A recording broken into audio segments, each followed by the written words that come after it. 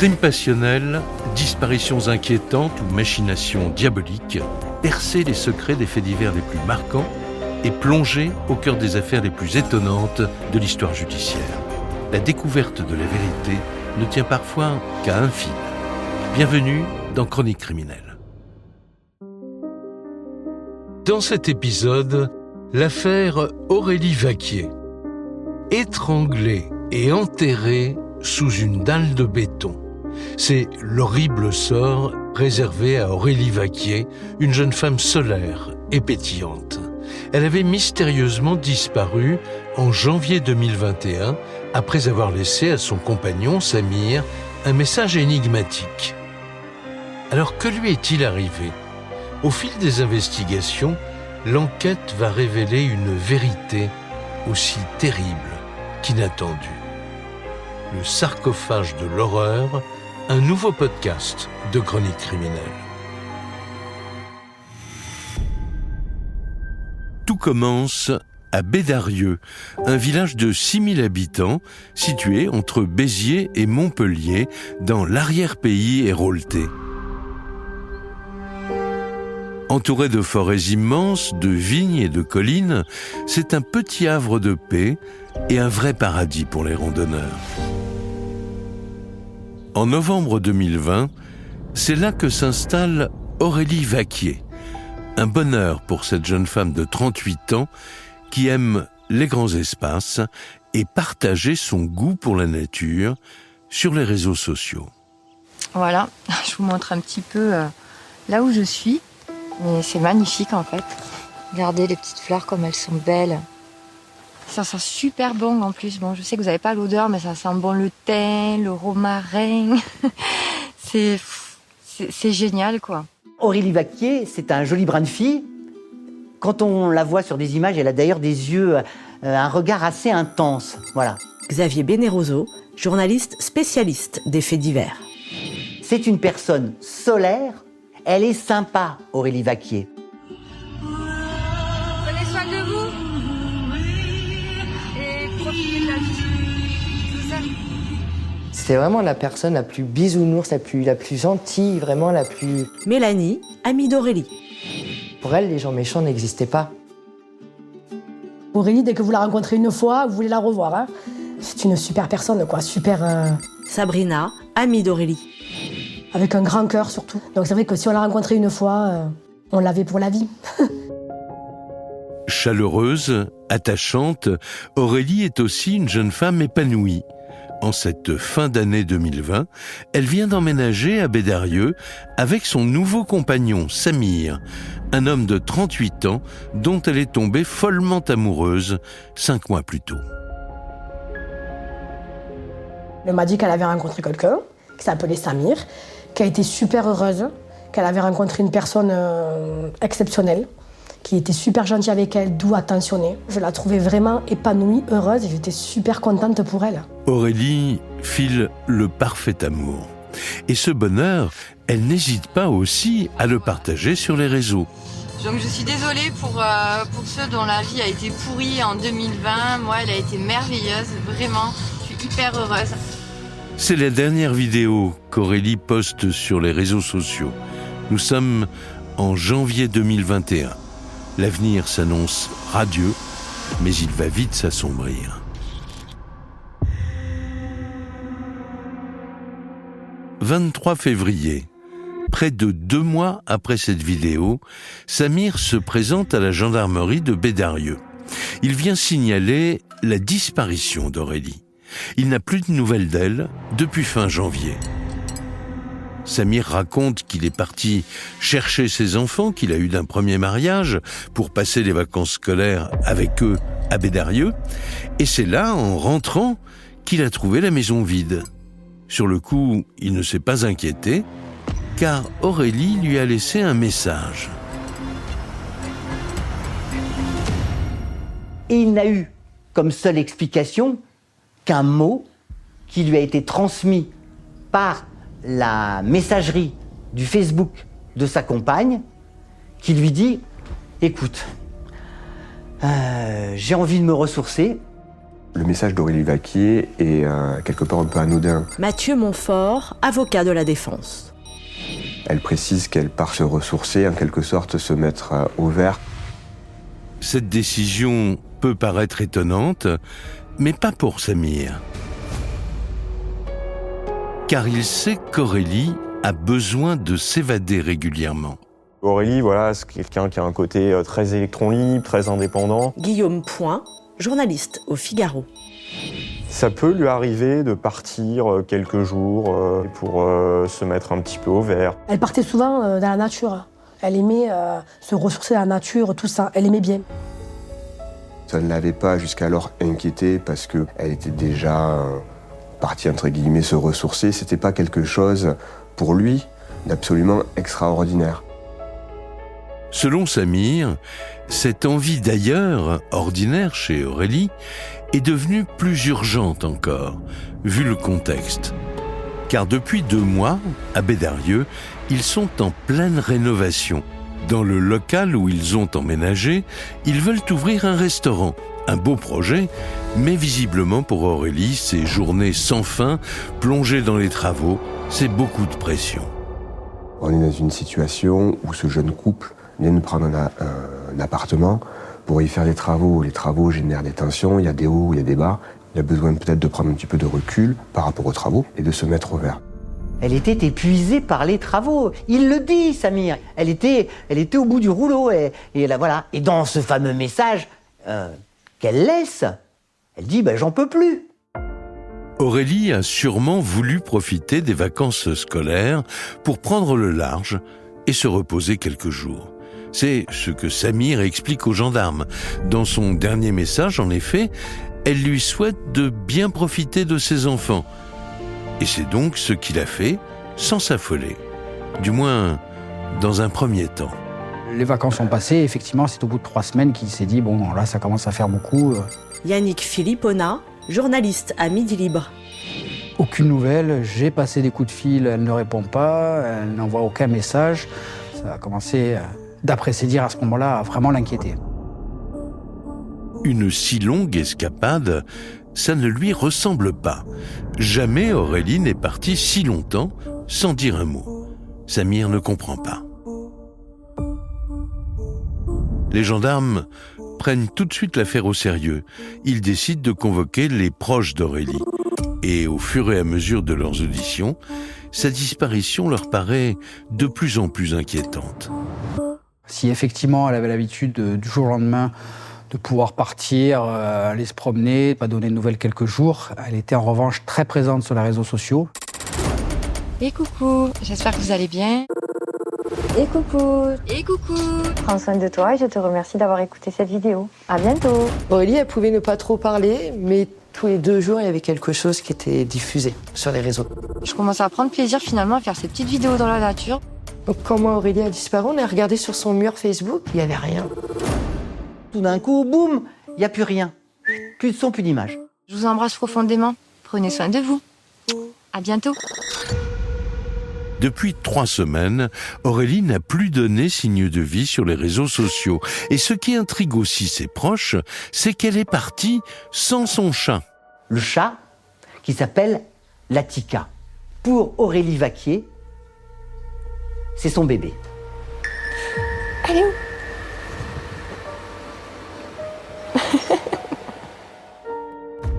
Moi, quand j'ai su qu'Aurélie avait disparu, ce qui m'a le plus choqué, c'est son chat.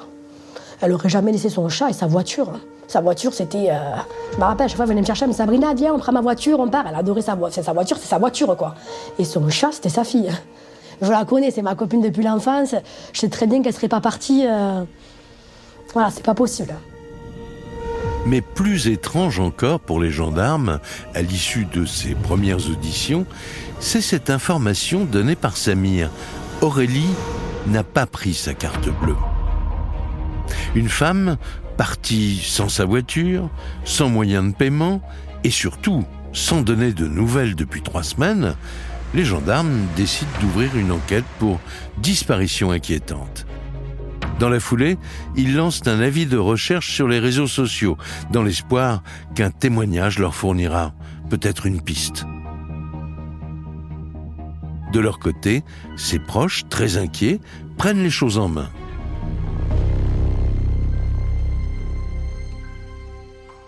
À Bédarieux, dans l'Hérault, Aurélie Vaquier, 38 ans, est portée disparue depuis le 28 janvier.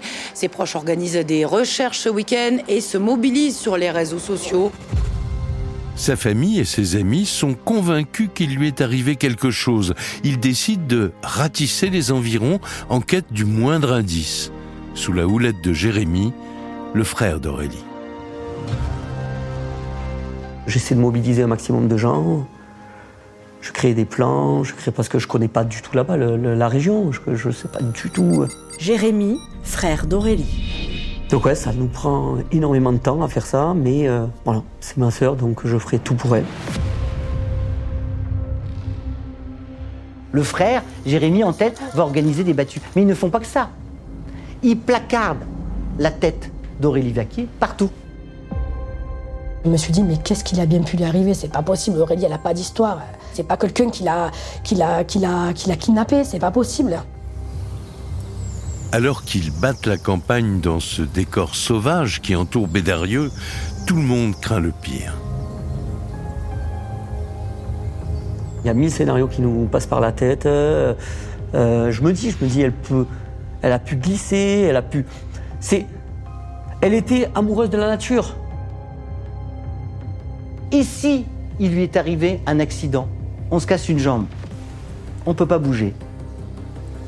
On se trouve dans la nature, dans ces grandes forêts aux alentours de Bédarieux. J'ai fait toutes les battues. On allait un dimanche sur deux faire les battues à Bédarieux, et j'y allais, toutes les battues. Il y avait le frère d'Aurélie, sa belle-sœur, Samir, quelques amis. On soulevait des trucs, des mini-troncs d'arbres. Et en fait, il y a même un moment donné, il y avait un endroit où on a dû soulever. On a soulevé comme ça, quoi. À ce moment-là, en fait, c'est difficile de se dire, elle est peut-être là, on soulève. C'est vrai qu'il y a tellement de situations, en fait, qui peuvent... Tout, on essaie de trouver la moindre trace, le moindre indice. On partait le matin, on rentrait le soir, on était démoralisés, quoi. On n'avait rien trouvé. Puis des fois, je dis, mais on cherche quoi, là, en fait? On cherche quoi? On cherche quoi?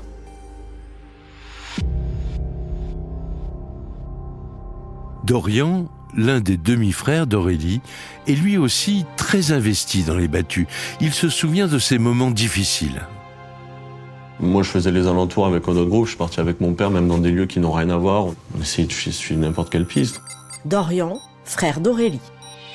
On était dans des ronces, dans la garrigue, on était dans des endroits improbables. Qu'est-ce qu'on cherchait? Je sais pas, je me suis jamais dit que je cherchais un corps ou quoi que ce soit. Vraiment, à aucun moment, je me suis dit, je cherche pour ne rien trouver, en fait. Avec ma femme, on se posait la question. Combien de temps ça va durer? Combien de temps ça va durer avant qu'on la retrouve? Est-ce qu'il va falloir faire des battues tous les mois? Mais qu'est-ce qu'on dit à mes enfants?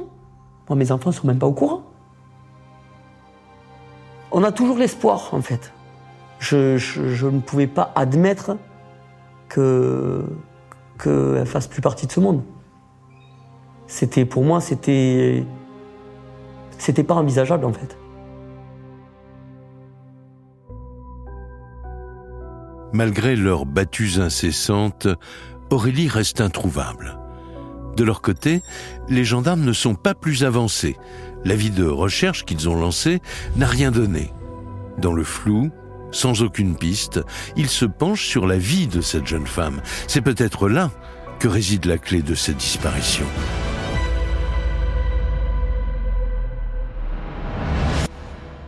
Aurélie grandit près de Sète, à plus d'1 heure de Bédarieux. Une enfance sans nuages, jusqu'à ce premier bouleversement, la séparation de ses parents. Sa mère refait sa vie et la famille s'agrandit. Aurélie se retrouve l'aînée d'une grande fratrie, son petit frère Jérémy et ses 2 demi-frères, Dorian et Kevin. Alors qu'elle entame sa vie d'adulte, Aurélie subit un deuxième choc. Elle perd ses 2 parents, presque coup sur coup. Aurélie Vaquier, c'est une vie cabossée. Xavier Bénéroso, journaliste spécialiste des faits divers. Elle doit affronter les tempêtes de la vie toute seule. Elle n'a pas eu le choix, elle a subi 2 drames, perdre ses parents jeunes, c'est compliqué quand même. Sabrina, amie d'Aurélie. Faut se reconstruire, pas facile. Le décès de notre mère quand elle avait 21 ans, ça c'est quelque chose qui l'a détruit en fait sur le moment. Elle a commencé à presque se détruire, à se faire du mal, à apprendre des choses. Voilà, elle est passée par une étape où c'était très dur pour elle. Mais après, elle a toujours essayé de trouver son bonheur à elle, de chercher sa voie. Bouleversée par la mort de sa mère, Aurélie tente de construire sa vie toute seule. Sans attache, elle enchaîne les petits boulots et les rencontres, sans arriver à se poser. Dans la vie d'Aurélie Vaquier, évidemment, il y a des hommes, mais ils comptent pour du beurre. Il n'y a pas de prince charmant dans la vie d'Aurélie Vaquier. C'est-à-dire que si elle n'avait pas de compagnon, on va dire, c'est pas grave. Elle vivait quand même. Quand elle rencontrait l'amour, certes, elle était contente, hein, c'est sûr. Mais elle cherchait pas... Son but dans sa vie, c'était pas l'amour. Orpheline, Aurélie se cherche et elle finit par trouver sa voie. Proche de la nature, elle se découvre une passion pour le bio et décide de se lancer dans la fabrication de cosmétiques 100% naturels. Elle s'est formée elle-même avec des documentations sur des voies qui lui plaisaient. Donc elle aimait apprendre la médecine, les sciences, les énergies. C'est quelque chose qui lui ramenait au naturel. J'ai monté ma structure Bulle Dorée pour tout ce qui est cosmétique, faire des ateliers, cosmétiques bio, etc. En plus de ses ateliers et de ses ventes sur Internet, Aurélie propose aussi ses produits sur les marchés autour de Sète. Mais les finances sont dures. Alors elle décide de passer une annonce pour sous-louer une partie de son appartement. Nous sommes en juillet 2020 et cette décision va changer sa vie. Aurélie a une maison assez vaste et elle loue des chambres. Voilà, elle cherche des colocataires. Voilà. Il y en a un qui se présente, c'est Samir. Et alors Samir, il va prendre la colocation, il va prendre la fille dans la colocation aussi. Vraiment un vrai coup de cœur pour Samir. Guillaume Point, journaliste au Figaro. Presque une sorte de coup de foudre en fait. Samir a 38 ans. Originaire de l'Est de la France, il vient d'arriver dans la région. Tout juste séparé, il a décidé de refaire sa vie loin de chez lui. Il a trouvé un poste de cuisinier dans un camping du coin. Pour lui, c'est un nouveau départ. Et rapidement, il tombe sous le charme d'Aurélie. Samir, c'est quelqu'un qui est très à l'écoute d'Aurélie, parce que c'est vrai qu'elle a un mode de vie un petit peu original, un petit peu alternatif, elle est végane. Et Samir, c'est quelqu'un qui va la prendre telle qu'elle est, en fait. Mais elle était contente parce que Samir, il pensait comme elle. Il était végane, il mangeait végane, il pensait exactement ce qu'elle pensait, donc elle était super heureuse, quoi. Elle avait rencontré quelqu'un qui lui correspondait totalement. Ma sœur, il fallait quelqu'un qui soit à son écoute et qui aille dans son sens.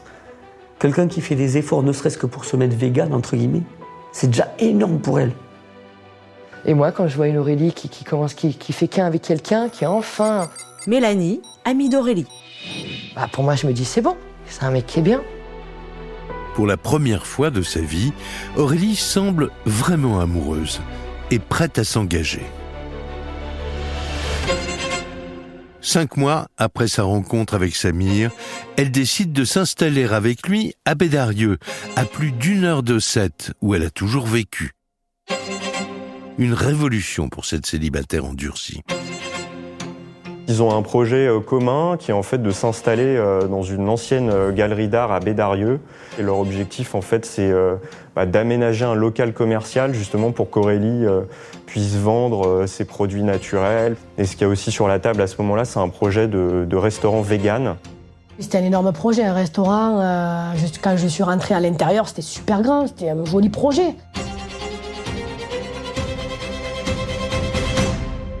Voilà, ils s'aiment, ils font un truc en commun, ça se passe bien. Et d'ailleurs, ça étonne presque l'entourage d'Aurélie, parce que, je veux dire, les gens se disent, tiens, c'est la première fois qu'on la voit heureuse et se lancer dans un truc, j'allais dire, concret qui peut marcher. Donc c'est pour eux, ça apparaît comme l'aboutissement de leur amour, si vous voulez. En ce début d'année 2021, Aurélie est une femme amoureuse et pleine de projets. Pour les gendarmes, à ce stade, rien dans sa vie ne peut expliquer sa disparition. Mais en parcourant les réseaux sociaux, où elle est très active, c'est une autre facette de la jeune femme qui s'affiche et qui va peut-être leur donner une piste. Il m'est venu quelque chose en fait en allant faire mes courses. Et je voyais des gens qui prenaient que des choses industrielles, que des caddies pleins de boissons gazeuses, de trucs hyper industriels. Je comprends pas en fait. Vous avez le temps de regarder en fait ce que vous consommez. Mais non, apparemment, vite vous vous jetez sur des choses toxiques pour votre corps. Elle a un esprit critique développé, Aurélie. Jean-Charles Tessèdre, avocat des parties civiles. Donc c'est quelqu'un qui considère qu'il y a des choses qui ne vont pas, et qu'il faut les dire, les dénoncer. C'est une rebelle et elle aime pas trop l'autorité et ça va prendre une tonalité particulière en période de pandémie, en période de Covid.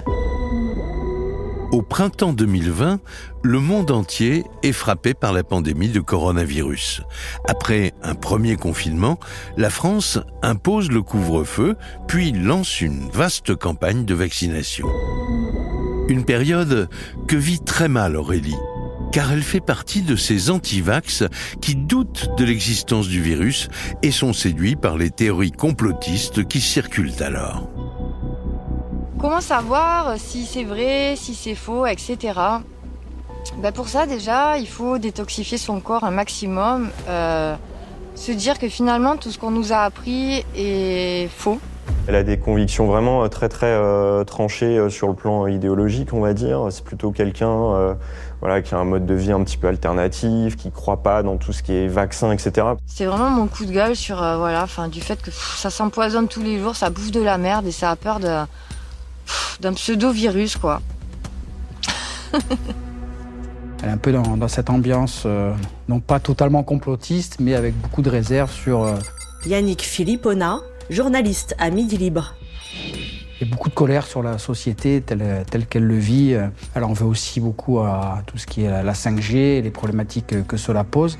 Tout va bien, 2 grosses antennes comme ça à la sortie d'un village, en campagne. Enfoiré, là. Sur son profil Facebook, les gendarmes découvrent aussi une femme très mystique. Aurélie propose ses services en hypnose régressive ésotérique. Elle fabrique également des pierres qui auraient des pouvoirs magiques, des orgonites. Des pierres particulières qui sont censées, éloigner les mauvaises énergies et capter des bonnes énergies parce que c'est comme ça.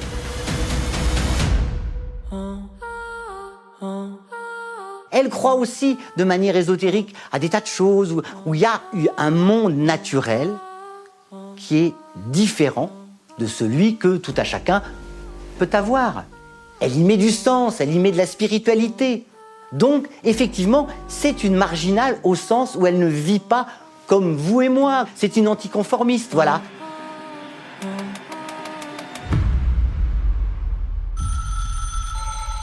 Anti-vax, anti-système, un brin complotiste et féru d'ésotérisme, ce portrait d'Aurélie qui se dégage des réseaux sociaux fait enfin émerger une piste dans l'enquête. Et si la jeune femme avait décidé de fuir à cause de la pandémie pour échapper aux restrictions sanitaires qu'elle condamne? Et si elle s'était réfugiée dans une communauté, un groupe survivaliste, voire une secte, ce qui expliquerait peut-être qu'elle soit partie sans carte bleue, sans voiture et surtout sans son chat. On est dans un secteur à Bédarieux où il y a plusieurs communautés, parfois accusées de dérives sectaires. C'est une des hypothèses que vont creuser les gendarmes en faisant des recherches pour savoir si elle n'a pas pu finalement prendre ses clics et ses claques et aller en retraite spirituelle pour dénoncer un peu tout cet état d'esprit, cette ambiance post-pandémie.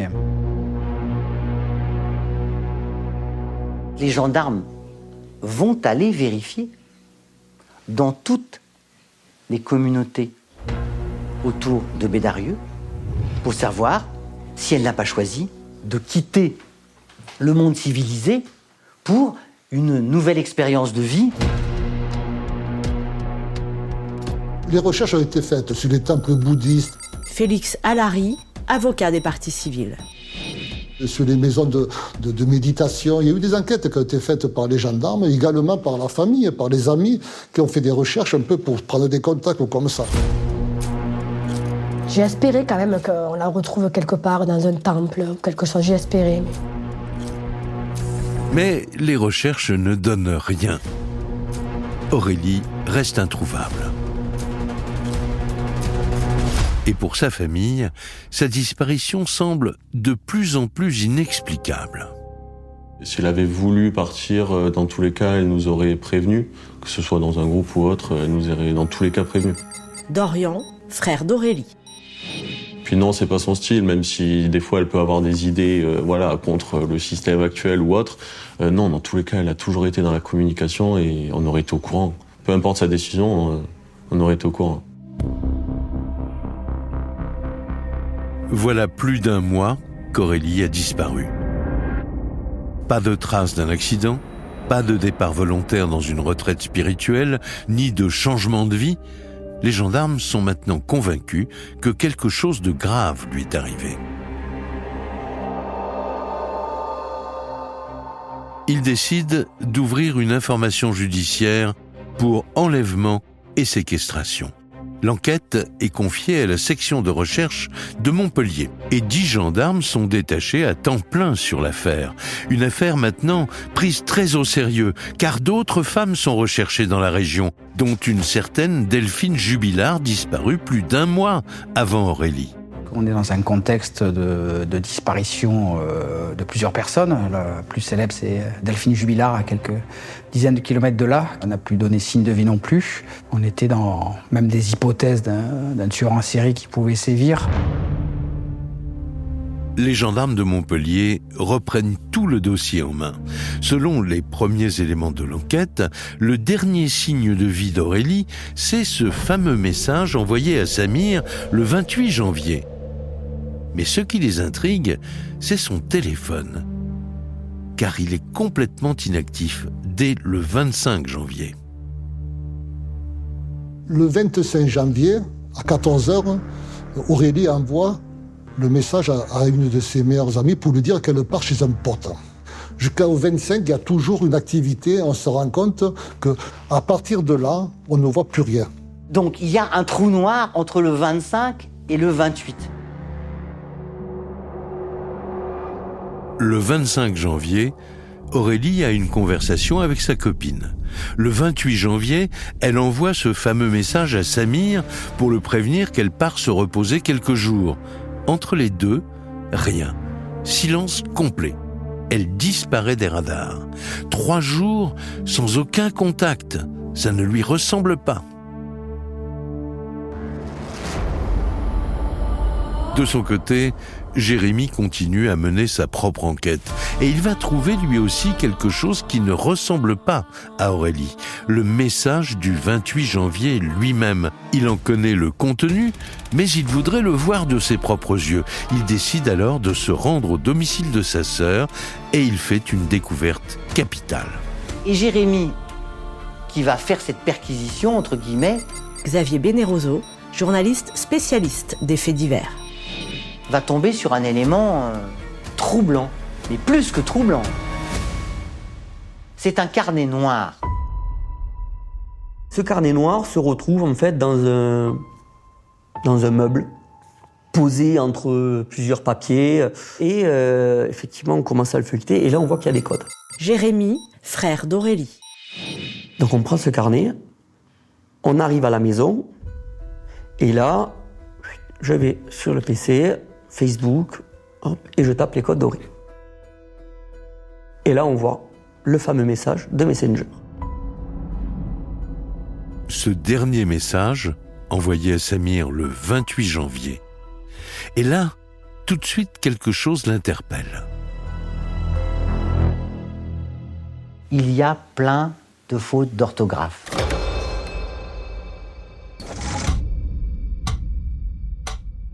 Aurélie était quelqu'un qui faisait très très attention aux fautes d'orthographe. Elle corrigeait même les SMS qu'elle recevait. Et là, les frères sont tous d'accord pour dire, mais c'est jamais elle qui a écrit ce message. C'est pas possible. Là, oui. Là, je me pose énormément de questions. Jérémy décide alors d'alerter les gendarmes. Et l'enquête prend un nouveau tournant. Un silence étrange pendant 3 jours, et maintenant ce dernier message visiblement écrit par quelqu'un d'autre. Et si Aurélie avait disparu non pas le 28 janvier, comme Samir l'affirme, mais le 25 janvier? Et si quelqu'un avait écrit ce dernier message à sa place pour mettre en scène sa disparition? C'est maintenant la question que se posent les gendarmes. Mais si Aurélie n'est pas à l'origine de ce message, qui en est l'auteur? Quelqu'un qui pouvait entrer dans sa messagerie et se faire passer pour elle. Et ce quelqu'un, pour les gendarmes, c'est peut-être Samir. Dans le carnet noir trouvé au domicile, il avait en tout cas tous ses codes d'accès sous la main. Le compagnon d'Aurélie devient soudain très suspect. Il y a tout un ensemble de faits techniques de constatation qui désignent de plus en plus Samir Limani, peut-être pas dans un premier temps responsable, mais il doit savoir forcément quelque chose. C'est à partir de là qu'on a compris qu'en fait, c'est lui qui pouvait nous cacher quelque chose.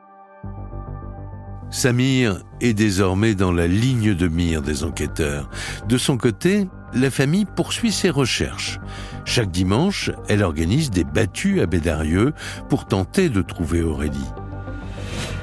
Et au fur et à mesure, le comportement de Samir va intriguer tout le monde. Un comportement qui n'échappe pas non plus aux enquêteurs et qui va renforcer leurs soupçons. Au début, il est venu au battu, puis après, il n'est plus venu. Sabrina, amie d'Aurélie. Donc je me suis dit, pourquoi il vient pas? Il s'en fout, pourquoi il vient pas? Pourquoi Puis Jérémy l'appelait pour dire, Samir, tu fais quoi? Tu viens pas? Comme Jérémy Vaquier, le frère d'Aurélie, a pu le dire, à un moment, il y a une battue et Samir Limani dit « Ah non, je peux pas venir, j'ai de la famille ». Mais lui, il dit « Mais c'est pas possible, on va pas chercher les champignons, là, on cherche Aurélie ». Il était comme ça, à un moment donné, il regardait le ciel.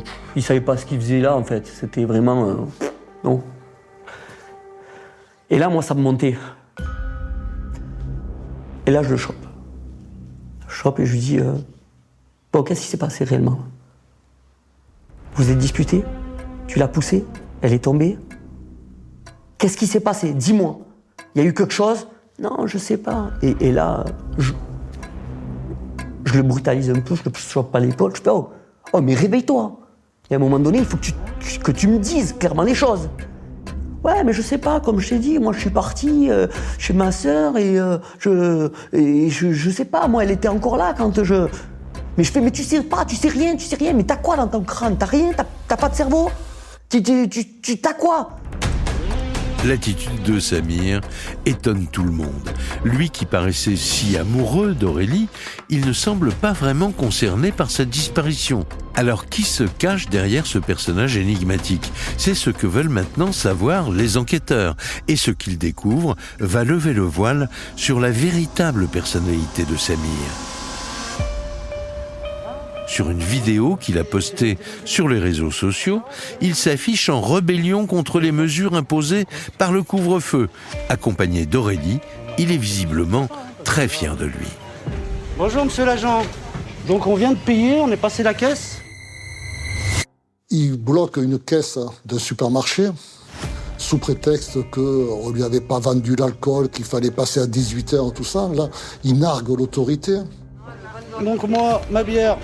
Tiens, tu peux me tenir le téléphone, s'il te plaît? Tu peux me tenir le téléphone, s'il te plaît? Tiens-moi le téléphone, s'il te plaît. Vous ne l'ouvrez pas. Je filme, là? Bon, mais je appelle les flics. Bah, appelez les flics. Arrête Et voilà, on n'a pas le droit de boire de bière. Arrête. Et là, je vois un côté théâtral de Samir que je ne connaissais pas. Mélanie, amie d'Aurélie. Un sourire aussi de Samir que je ne connaissais pas. Une manière de parler aussi que je ne connaissais pas. J'avais l'impression d'avoir affaire à une autre personne, mais dans le même corps. Non, je reste ici, vous m'appelez les gendarmes. Je reprends ton bilan. Il les interpelle en disant « Si vous voulez venir, venez, d'un ton menaçant. » Si vous n'êtes pas content, je vous attends, monsieur. Il n'y a pas de problème, je vous attends, monsieur. Et là, ouais, je vois cette vidéo, ça me fait rire jaune un peu. Je dis, c'est quand même un peu bizarre. J'ai tout mon temps, ma chérie, j'ai tout mon temps. On voit là la véritable personnalité d'ailleurs, ou un aspect de sa personnalité. Jean-Charles Tessèdre, avocat des parties civiles. où on n'a plus le Samir docile et gentil. Il va avoir un comportement très insolent. Eh oui! C'est bon, on y va? Manifestement, Samir n'est pas ce compagnon un peu effacé décrit par tous les proches d'Aurélie. Dans cette vidéo, il se révèle colérique et buté. Ce comportement surprend tout le monde. Les enquêteurs décident de pousser plus loin leurs investigations et ils vont faire une découverte étonnante. Alors que tous les proches d'Aurélie s'inquiètent et multiplient les battues pour la retrouver, ils découvrent que Samir se connecte sur des sites de rencontres. En quelques semaines, il contacte ainsi une 60aine de femmes, dont les premières pile le jour où Aurélie aurait disparu. Le 28 janvier, il envoie des messages à 17 correspondantes. Félix Allary, avocat des parties civiles. Où il se déclare seul, célibataire, qu'il est à la recherche d'une âme sœur, et ainsi de suite. Il cherche une autre femme, le 28 janvier. Alors qu'il ne s'était pas connecté depuis le mois de juillet, date où il a rencontré Aurélie. C'est quand même quelque chose qui retient l'attention, pour le moins. Parce que comment il est possible que déjà, il puisse être passé à autre chose? Pour les enquêteurs, c'est un signe évident qu'il a tourné la page. Aurélie, c'est fini, elle n'est plus là, il faut qu'il trouve quelqu'un d'autre. Disons que ça jette vraiment une ombre sur Samir, parce que... Guillaume Point, journaliste au Figaro. Entre les sites de rencontres, plus son manque d'implication flagrant lors des battues, c'est assez accablant, on peut dire, pour Samir. Un homme qui drague en ligne alors que sa compagne a disparu et qui ne participe pas aux recherches lorsque tout le monde s'inquiète, pour les enquêteurs, Samir est de plus en plus suspect.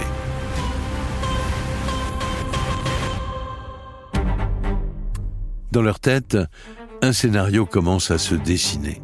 Le 28 janvier, Samir aurait écrit ce fameux message à la place d'Aurélie, pour une bonne raison, selon eux, faire croire qu'elle était vivante le jour où il est parti chercher ses enfants, et donc se forger un alibi.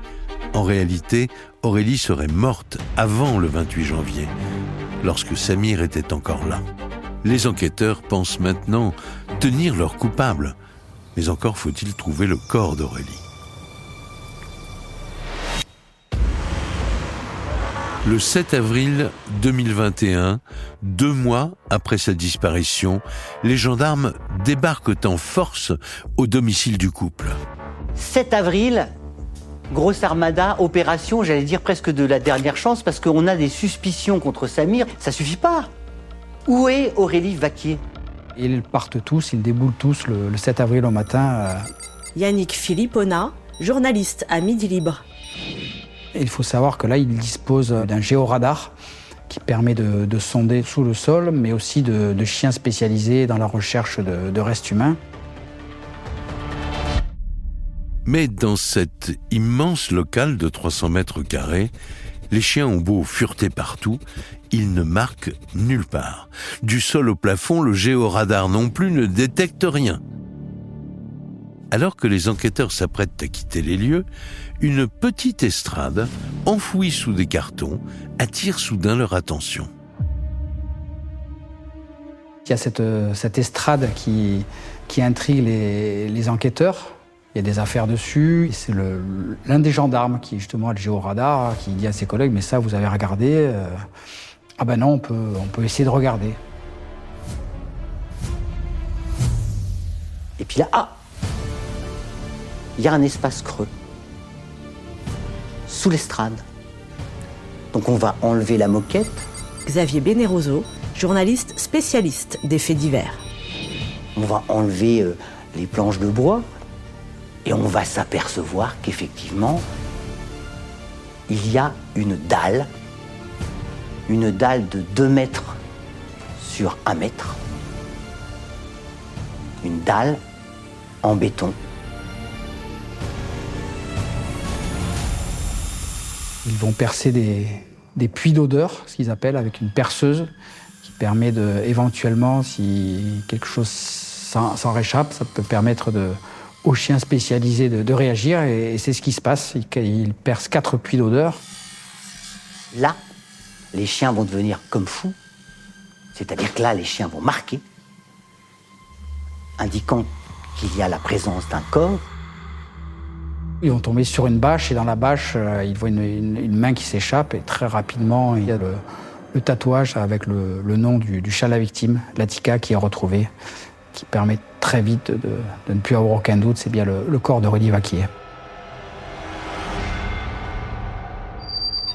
Le probable dénouement dans l'affaire de la disparition d'Aurélie Vaquier, cette jeune femme de 38 ans qui n'a plus donné signe de vie depuis fin janvier.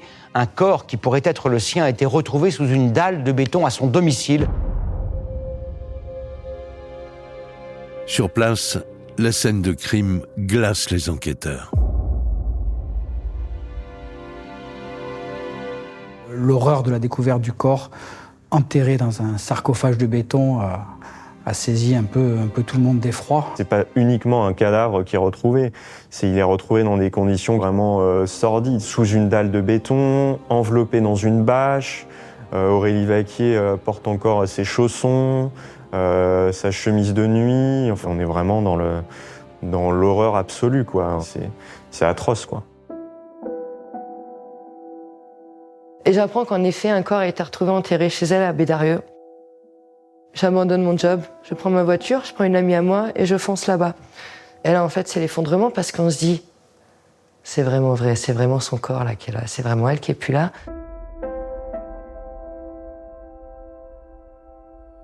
J'ai une amie avec qui nous faisions les battues ensemble qui m'a appelée, qui m'a dit on a retrouvé Aurélie. Et là, elle m'a dit comment on l'a retrouvée. Sabrina, amie d'Aurélie. Je me suis effondrée. J'ai dit c'est pas possible, hein. On l'a pas retrouvée comme ça. Elle me dit si, je te jure. Alors, j'étais pas bien du tout, enfin voilà quoi, j'ai pas cru.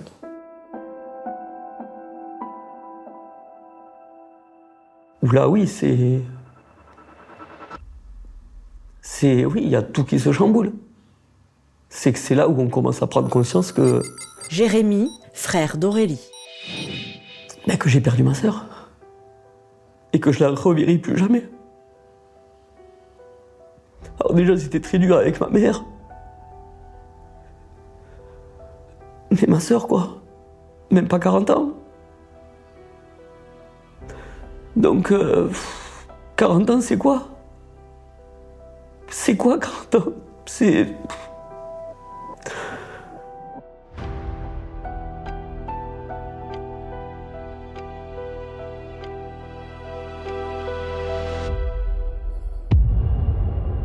Samir est aussitôt placé en garde à vue. Que faisait le corps d'Aurélie à leur domicile coulé dans du béton? Il va devoir maintenant s'expliquer. Et dès le début de son interrogatoire, sa réaction va conforter les soupçons des enquêteurs. Quand on apprend à Limani en garde à vue que c'est bien Aurélie Vaquier qui a été découverte, lui ne pose pas la question que tout le monde devrait se poser, mais de quoi elle est morte. Donc pour le gendarme enquêteur, il a été très surpris. On a quelqu'un en garde à vue qui vient d'apprendre que sa compagne est morte et qui ne demande pas mais de quoi elle est morte. Alors il se dit, il avait déjà certainement la réponse. Avec les éléments à charge qu'ils ont en main, les enquêteurs pensent obtenir rapidement des aveux. Mais ce n'est pas du tout ce qu'il va se passer. En garde à vue, Monsieur Limani, sa position, elle est très claire. Il est innocent de tout, il comprend pas pourquoi il est là. Mathieu Montfort, avocat de la défense. Et sa position, c'est de dire, mais vous fixez sur moi, mais en fait, il peut y avoir plein d'autres explications, plein d'autres suspects que moi. Lui, sa version, elle est simple, c'est quelqu'un a enterré sa chérie pendant qu'il était parti. Donc vous voyez, je sais pas, c'est quelqu'un qui est venu pendant mon absence, entre le 28 janvier et le 6 février, quelqu'un est venu, a tué Aurélie, l'a mis dans le sarcophage, et puis après ils ont caché, c'était pour m'incriminer à lui comme ça. Un mystérieux assassin qui voudrait lui faire porter le chapeau. Ce complot, avancé par Samir, ne convainc pas les enquêteurs. Mais il s'enferre dans son improbable scénario. Si les gendarmes veulent le faire avouer, il va maintenant falloir lui démontrer que son histoire ne tient pas face aux éléments matériels de la scène de crime, à commencer par la dalle de béton. Ce qu'ont montré les experts, c'est qu'il faut de longues heures quand même pour couler une dalle de béton comme ça. Il aurait fallu que la personne reste, d'après les experts, 6 heures sur place pour que, j'allais dire, le béton, la dalle de béton, ça soit bien coulé, si vous voulez. 6 heures sur place. Donc on imagine mal un rôdeur venir tuer Aurélie Vaquier et puis ensuite rester au domicile pendant plusieurs heures et prendre le risque de se faire attraper, en fait. Donc ça paraît vraiment très improbable. Mais Samir continue de nier. Pire, il persiste à dire qu'il n'a pas remarqué qu'on avait utilisé ses outils, ses bâches, ses sacs de ciment, et qu'une dalle en béton avait été coulée chez lui. Il ne s'est aperçu de rien. Alors que Samir botte en touche, les gendarmes le confrontent à un nouvel élément à charge, car ils savent désormais comment Aurélie est morte. Elle a été étranglée par une clé de cou. C'est quelqu'un qui vous prend par derrière et qui vous étrangle le cou. C'est une prise connue. Ça s'appelle la prise du sommeil dans les arts martiaux. Et notamment, c'est quelque chose qui est utilisé dans la lutte gréco-romaine. Or, il s'avère, après vérification, que Samir maîtrise parfaitement cette technique très particulière. Samir, c'est un gars qui a fait de la lutte gréco-romaine quand il était... Félix Allary, avocat des parties civiles. Quand il était adolescent, ou vers les 16 ou 17 ans. Il a été quand même champion de France junior. C'est vrai qu'on ne peut pas s'empêcher de faire le rapprochement. Guillaume Point, journaliste au Figaro. Entre cette prise par derrière et effectivement cette activité de lutte gréco-romaine que Samir a pratiquée durant sa jeunesse. La suite du rapport d'autopsie fait froid dans le dos, car selon ses conclusions, cette clé de cou ne serait pas forcément à l'origine du décès d'Aurélie. Quand on parle de cette prise de cou, on parle d'un évanouissement. Et on peut imaginer qu'Aurélie Vaquier ne soit pas décédée lorsqu'elle a été mise dans ce sarcophage et qu'elle a été, d'une certaine manière, emmurée vivante. C'est la première fois que je vois que des médecins légistes n'éliminent pas l'hypothèse qu'elle ait pu être enterrée vivante. On se posait des questions, elle a été enterrée vivante, elle n'a pas été enterrée vivante. Ça, c'est difficile aussi à entendre. Et comment on va, moi, me dire que on ne sait pas si est-ce qu'elle était consciente ou inconsciente? Samir nie tout en bloc. Mais pour les gendarmes, cela ne fait aucun doute, tout le désigne. Le 9 avril 2021, plus de 2 mois après la disparition d'Aurélie, Samir est mis en examen pour homicide volontaire aggravé sur conjoint et placé en détention provisoire. Mais pour les gendarmes, l'enquête est loin d'être bouclée, car il reste une question de taille, le mobile.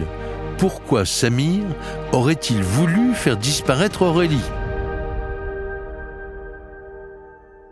Elle semblait très amoureuse de lui et ils avaient un beau projet commun, ce restaurant vegan. Ce que les proches du couple s'apprêtent à raconter va donner un début de réponse aux enquêteurs. Visiblement, les travaux étaient source de tensions dans le couple et Aurélie avait de plus en plus de mal à supporter la situation.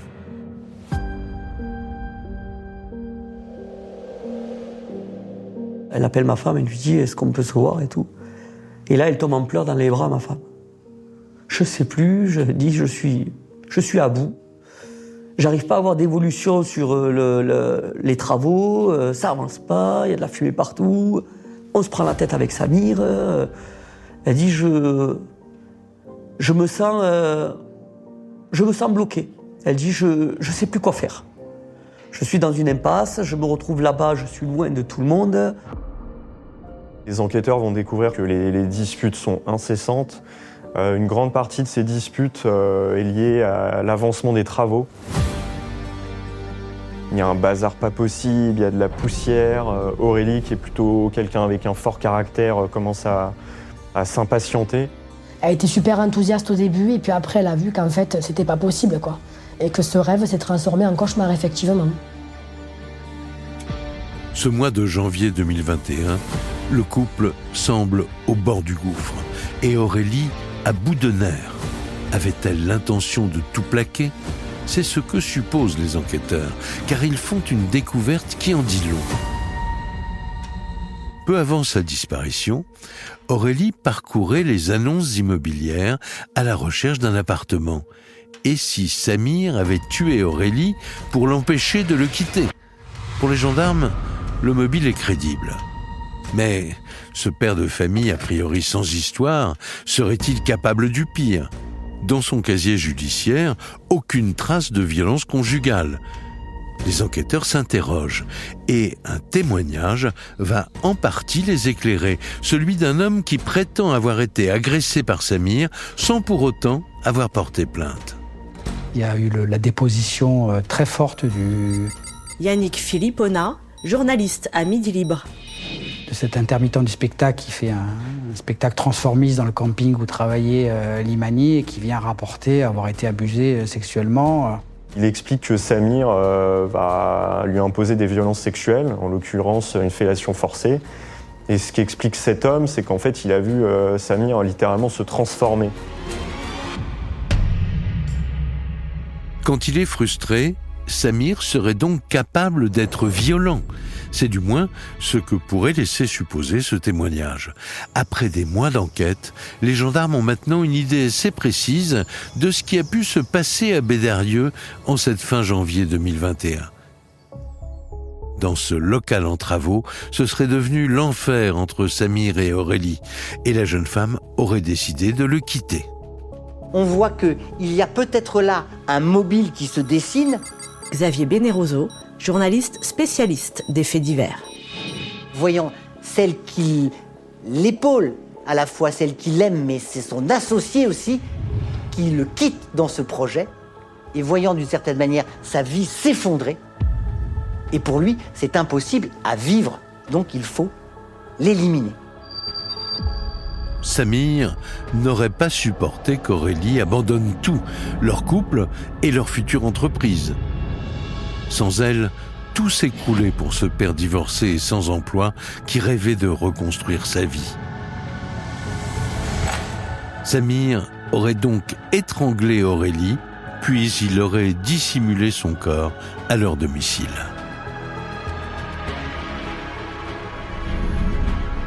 Il faut se rappeler qu'on est au mois de janvier 2021. Le couvre-feu a été déclaré 2 jours auparavant. À partir de 18h, plus personne ne sortait. Et donc, il va penser que le mieux, c'est de ne pas sortir de la maison, en fait. Jean-Charles Tessèdre, avocat des parties civiles. Pour ne pas risquer d'être vu en train de faire des allers-retours. Et donc, il va faire avec ce qu'il a sur place, parce qu'il sait qu'il a sur place ce qu'il faut. Il aurait donc improvisé, coulé une dalle en béton et enseveli le corps d'Aurélie. Un scénario glaçant. Si Samir est coupable, on se dit que c'est complètement fou puisqu'il a vécu des semaines et des semaines à côté du cadavre d'Aurélie Vaquier. Il a même fait venir ses enfants. C'est vraiment une histoire qui est absolument effroyable et abominable. C'est aussi ça qui rend l'affaire hors norme. C'est quasiment du jamais vu. Malgré tous les éléments à charge, le corps retrouvé à son domicile, le mode opératoire et le possible mobile, Samir Limani maintient sa version. Il est innocent. Il n'a rien à voir avec la mort d'Aurélie. Ce sera donc à la justice de trancher.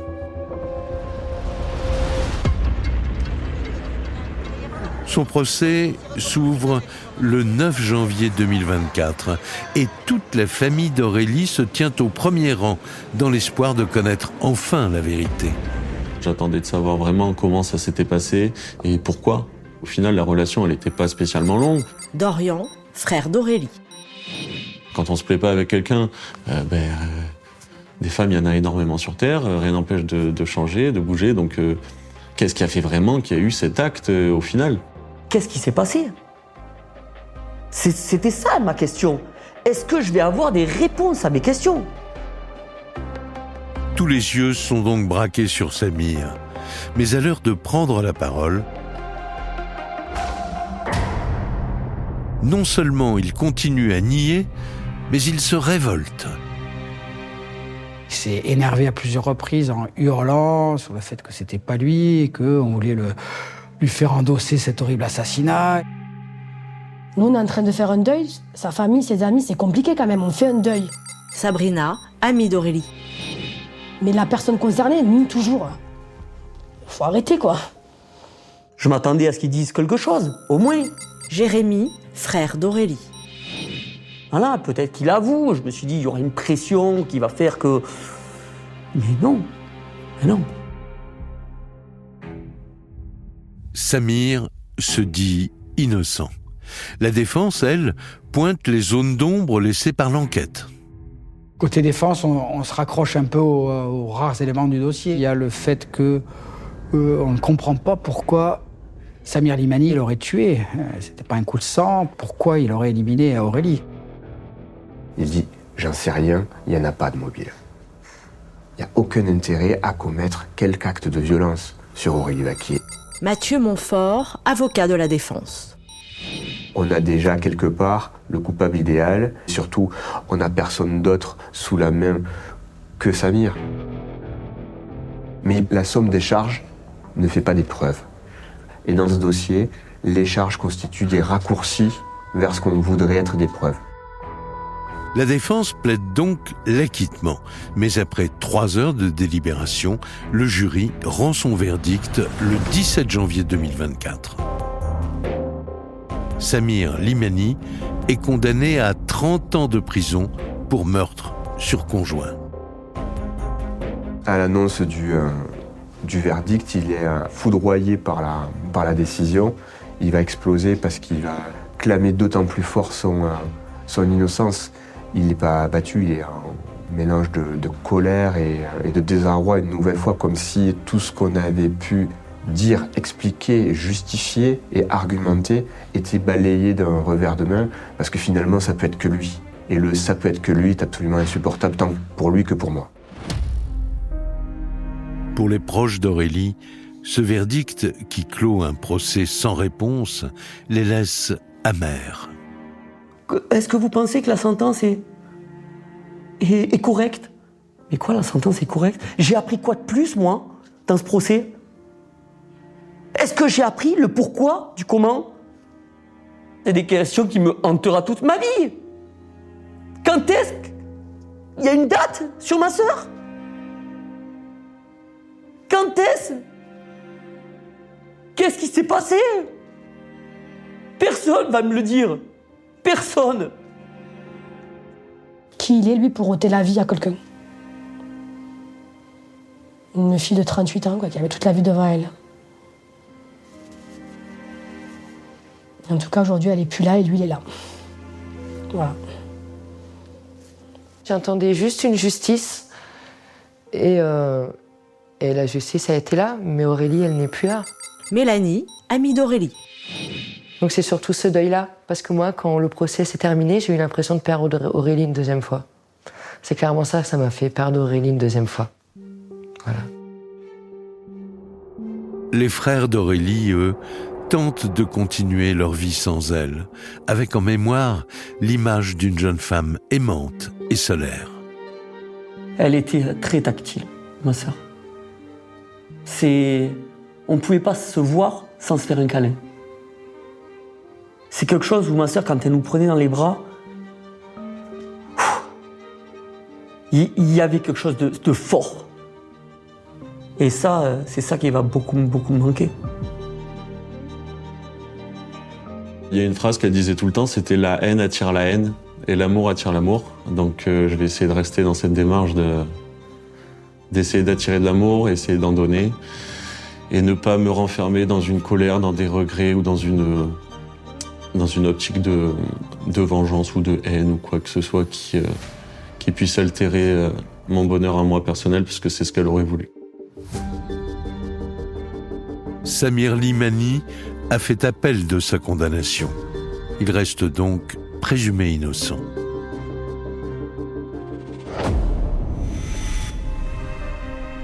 Vous venez d'écouter Chronique criminelle. Si l'épisode vous a plu, n'hésitez pas à mettre des étoiles, à commenter ou à vous abonner sur votre plateforme d'écoute préférée. Et retrouvez dès la semaine prochaine un nouvel épisode de Chronique criminelle.